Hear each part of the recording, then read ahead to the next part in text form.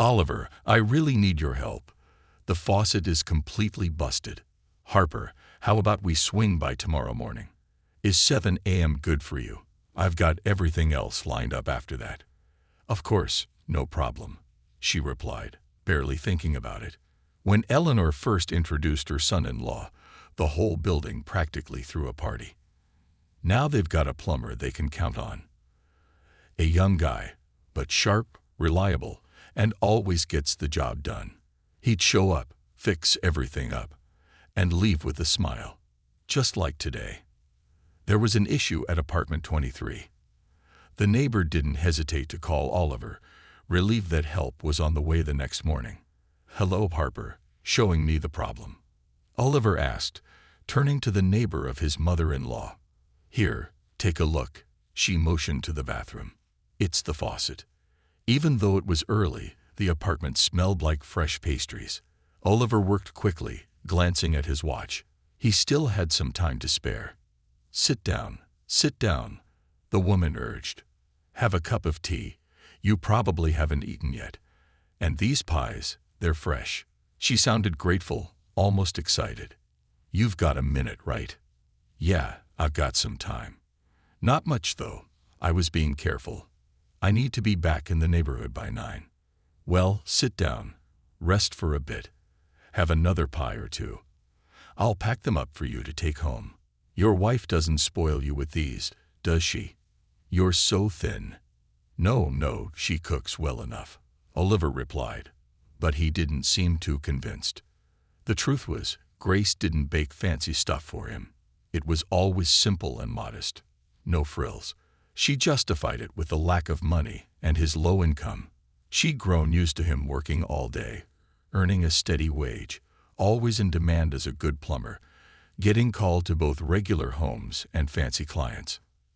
As for her, she had plenty of time and money for herself, salons, boutiques, and there was that one other activity, the kind that Oliver hadn't quite figured out over the years. After finishing his tea, Oliver thought about it. 4 years of marriage, and he'd somehow forgotten about his own needs. There were jobs every morning, evening, weekends, weekdays. He always put everything else first. He had been wanting to go out with the guys to a bar, but Grace always said no, claiming they couldn't afford it. It wasn't just that. There were a lot of little things, and somehow he started to feel nostalgic.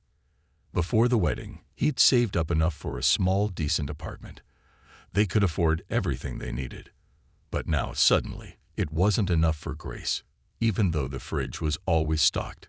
"I'll pack you some more pies. Eat them during the day," the woman said kindly. "Honestly, I feel bad for you. You're always so serious and responsible. We all admire you around here.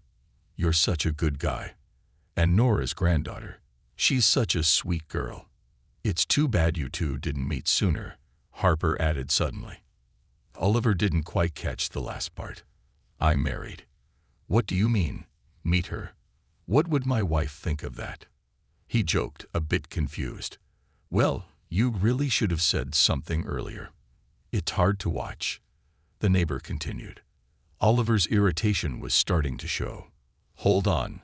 What are you talking about? What do you mean by all this? I'm sorry, but I can't hold it in anymore. If you don't want to talk to me after this, if you won't even say hi, that's up to you. But I just can't keep quiet. Harper, what's going on? You're scaring me. Just tell me already. Do you know how your mother-in-law has been living? I didn't really pay attention. What's the issue? But we're all here, out in the open, so you'll find out if you want to.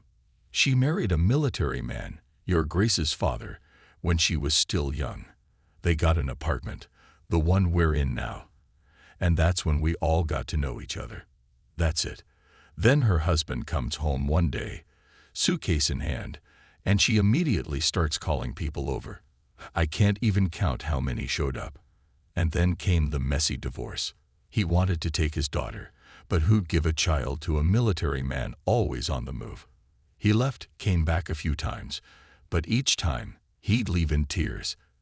Eleanor had already brainwashed Grace when she was just 4.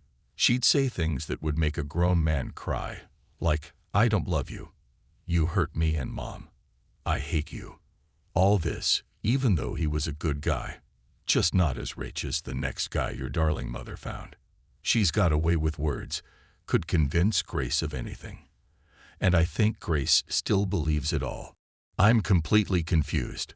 Grace said her father abandoned them. Oliver said, his voice filled with doubt. "Well, that's the story Eleanor told. What really happened is that Eleanor went out looking for someone else, then shouted out to him from the window that she'd found a better, richer man." Ah, old stories. Oliver tried to steer the conversation away, hoping to avoid getting stuck in this awkward moment. "Yeah, old ones. But then she did the same thing 3 more times. Every new guy was richer than the last. And now, after all these years, she's calmed down. Well, she's nearly 50 now, I guess. But now she doesn't even let her daughter live her life. And you, Oliver, you're next in line to have your life ruined," Harper added ominously. Oliver was left speechless. "Do you even know what your wife is up to?" Her mother listens to all of it. And that's the real problem. We've overheard them talking in the hallway more than once. They were saying how some of the people she meets are loaded, and that she'd marry one of them if she could live like a queen. Because your plumber job doesn't exactly put you in the sky's the limit category. Well, she wouldn't mind me either, you know. At least I'm not broke. She paused, then added, "But Eleanor, she's never worked a day in her life, and I don't think she ever plans to." Oliver's nostrils flared, and his fingers dug into the table, the pie crunching under his grip. "What did you just say?" "I didn't say anything yet. I'll tell you now. Just calm down. But your mother-in-law has been letting men into her daughter's apartment. Your beauty's been having all sorts of guests, very serious ones." "What do you mean, all sorts?" Oliver's shock was clear. "Well, I've seen at least 4 of them this year, maybe more. I don't know." "No way." "Well, that's what we're all wondering, too." Oliver's mind raced as he processed this new information. "You need to think about this carefully, without the kids in the picture, or you'll get it all wrong," Harper warned. "So she's looking for a rich guy," Oliver muttered to himself. "Let her search, dig around, let her rummage through the trash for all I care." He shook his head, disgusted by the thought. "Yeah, she'll find plenty of that." Oliver had the keys to his mother-in-law's apartment. She had gone out to the village for a week and left him with a set, asking him to water the plants. But he'd completely forgotten until now. Irritated, he took the keys and headed downstairs. It didn't take much time for a skilled plumber like him to clog up the toilet. A little tweak here and there, and job done. But Oliver wasn't finished yet. He made sure the drain pipes from all 9 floors led right into his mother-in-law's apartment. What more did you expect? He muttered to himself, adding some metal shavings from his suitcase into the lock for good measure. With a swift move, he slid the key into place, locked it, and left without looking back. Is she still digging around in the dirt? Oliver grumbled as he threw the key out of the car window, speeding away. Later that evening, he came home to find his wife in a nervous state. "My mom's there," she started, but Oliver cut her off. "Your mom's got 4 rich men waiting for her. She's ready to serve them. So run, or you'll miss your chance," he said, his voice calm despite the storm inside.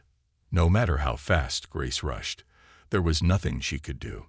She packed up her things and stormed out, huffing as she climbed into a taxi.